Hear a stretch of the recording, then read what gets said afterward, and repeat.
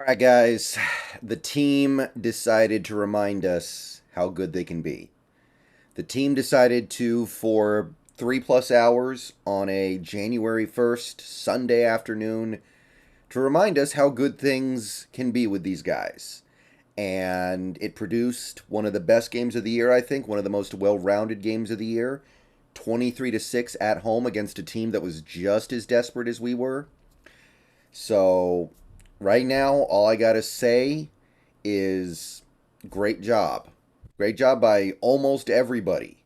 Just about everybody on this team did their job. Just about everybody on their team stepped up. We saw quite a few guys, I think, stepping up in this game and playing. I'll talk about this more later, but maybe their best games ever as Seahawks. And it produced a win. And I'm going to be happy about that. I know that things are still up in the air with what this team does going forward. What happens next week? Are we going to get the help that we need? I'll talk about that later. Obviously, there's a chance that this game will, in some regards, be for naught. But I'm not thinking about that right now. I'm thinking about the fact that this team went out there, ended a 3-game losing streak against a team they were underdogs against, and looked good in the process. Like, there isn't that much we did wrong out there. We missed a field goal. That's about it. And if you're going to miss a field goal, it's the right game to miss a field goal, right? A game you win by 3 scores anyway. So I know that people are currently probably already moving past this win and thinking about, oh, what do we need to do for this to happen? How do we get into the playoffs? How do we get into the playoffs? That kind of stuff. But right now, I'm just focused on the team playing good. The team, I'll put it this way again, reminding you how good they can be. And yeah, it's disappointing they weren't like this in some other games this year. If they were, we'd be in full control of our destiny right now. But it's good to be reminded of it every now and then. And we certainly were today. I want to give a shout out to the people who went to this game. I thought the crowd was a little more lively than it had been in some previous games. It seemed like the crowd had been dead in some of those home games. I thought this game was better. And I do have to give it up to this coaching staff for getting these guys up for it. Because that was one thing I was really hanging my hat on going into this game. We should have a coaching advantage. Pete Carroll should understand better than Robert Saleh how to end a losing streak, how to get the team right mentally before a important game. And I think that bared out. So, look, whatever happens from here on out, for the moment, I am happy. We will see if that holds next week, but for now, it's all good. And talking about this game, I think the main thing, the first thing I want to talk about is Shane Waldron. And I think that was one of his best games as a Seahawks coordinator.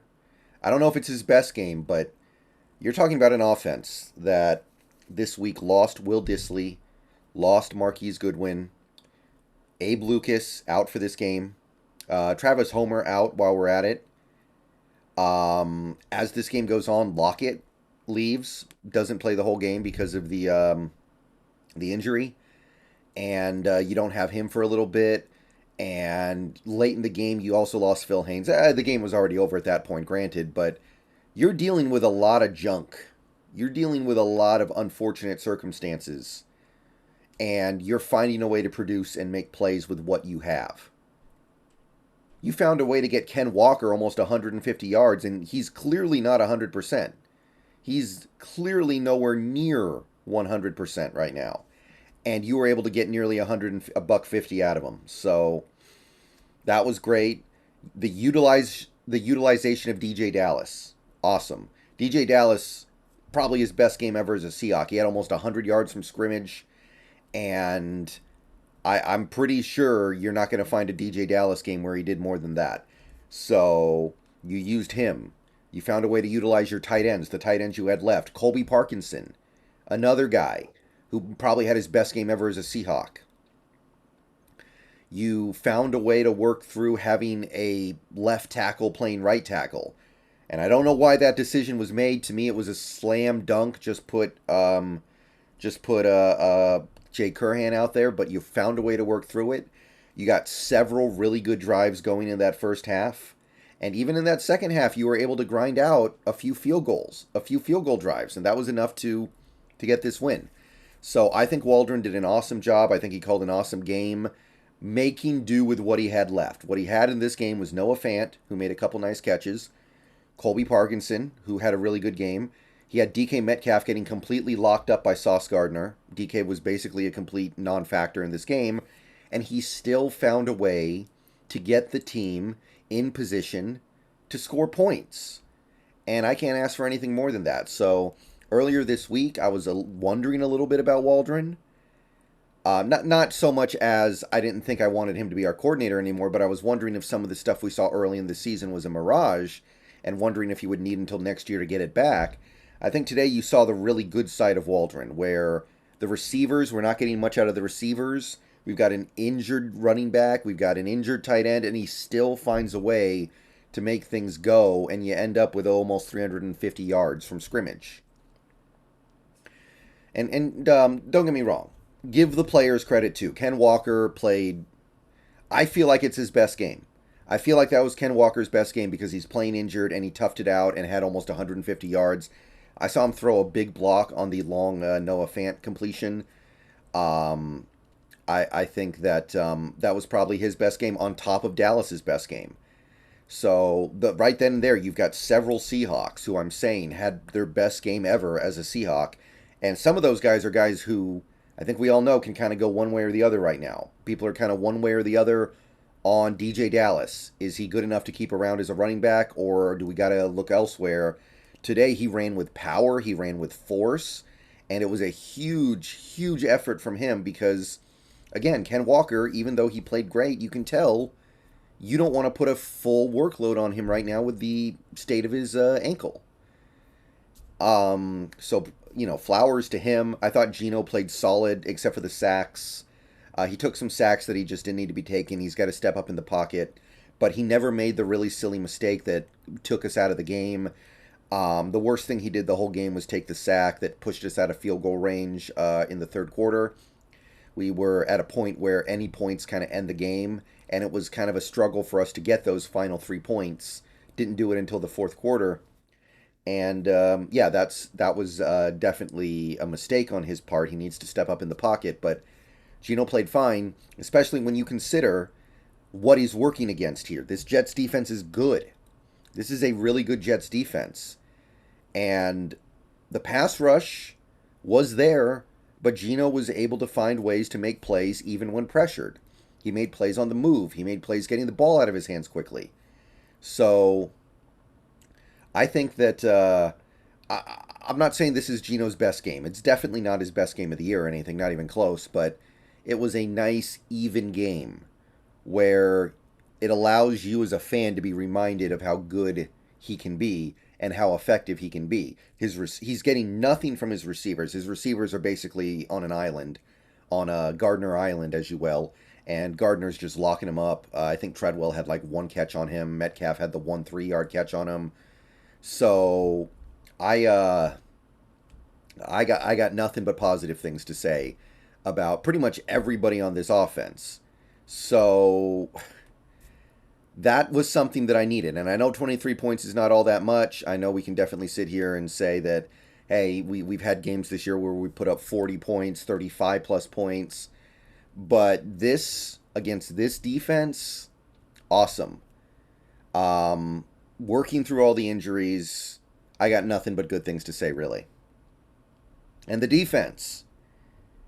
Look, Mike White was terrible. Mike White gave it to us. I'm not disputing that. I know people are going to say that, so let me get that out of the way right now. Mike White gave us the game. There's no doubt about it. Mike White made it easy for the defense. He was terrible.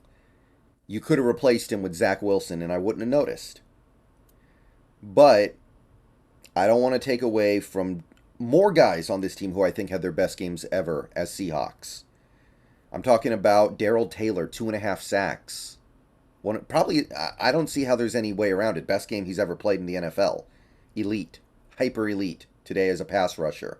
And that's another guy who, we don't know what we got with Darrell Taylor. We don't know where we are with Darrell Taylor. It's been a frustrating year, but he's really come on hot these last several games. And At the very least, we can say he's not a net negative player. So that's huge. If Darrell Taylor can become a capable NFL player, a contributor, then that makes future moves that this team makes so much easier. Quentin Jefferson had a sack and a half. He's a guy who could go one way or the other this offseason, right? He hasn't really had a good year, but he's putting up some okay numbers. Maybe you're looking at Quentin Jefferson and going, okay, as your second best defensive lineman, he's not good enough, but if he's your fifth or sixth best defensive lineman, maybe we got something. So, Quentin Jefferson played good. Mike Jackson finally getting his pick. He deserves that. He really deserves that interception, by the way, because I think he's played really well this year. And people have been kind of coming down a little hard on him because he's not as flashy as Woolen and he misses tackles. And you know, I completely agree with that. He does miss tackles. He needs to be a better tackler. But his coverage numbers this year have been money. So it was really nice to see his play finally get rewarded with an interception. Early in the game, the run defense was not there, but as the game went on, we really clamped down. Ty Johnson had some big runs early, and then late in the game, I don't even know if he was on the field. Zonovan Knight had a couple long carries, but, well, really just the one really long carry, and then we basically shut him out. Al Woods was awesome. The defensive line in general played the run really well, especially as this game went on, and that's notable because, and this is the bad news from this game, by the way, Jordan Brooks goes down, and it looks really bad, like season ending, possibly leaking into next year bad. And the way the team played on defense, you wouldn't really have noticed. They didn't miss a beat. They were able to keep it up. I don't think they allowed any points after that Jordan Brooks injury. I don't think they allowed any really productive drives. So losing your leading tackler, putting his backup out there and not missing a beat, I got to give credit where credit is due there. That is something no matter what you think of Brooks. And, I mean, Woolen probably got, I would say, one of his lesser games, especially in recent weeks when he's been basically spotless. He definitely had some problems in today's game. I'm not disputing that. But at the end of the day, still, I'm sure you're going to look at the stat sheet and see that Woolen was targeted, you know, something like 6 or 7 times, gave up 3 completions for probably a grand total of 25, 30 yards. And I'm happy to live with that. He had another PBU in this game. He's very close to being averaging 1 PBU a game, which would be awesome. Not too many cornerbacks do that, especially in the modern NFL when it's so much easier to get receivers open. The pass rush in general was mostly from those two guys, of course, Taylor and Jefferson, but it was better. It was definitely better.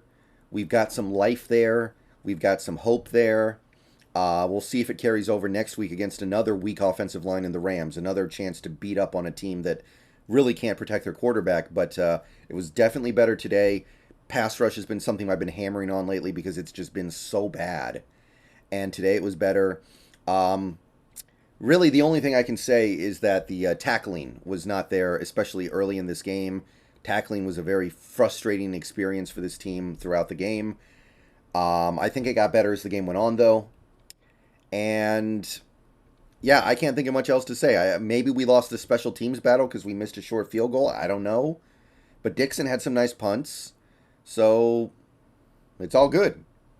And that's how you get a complete victory like this. 23-6.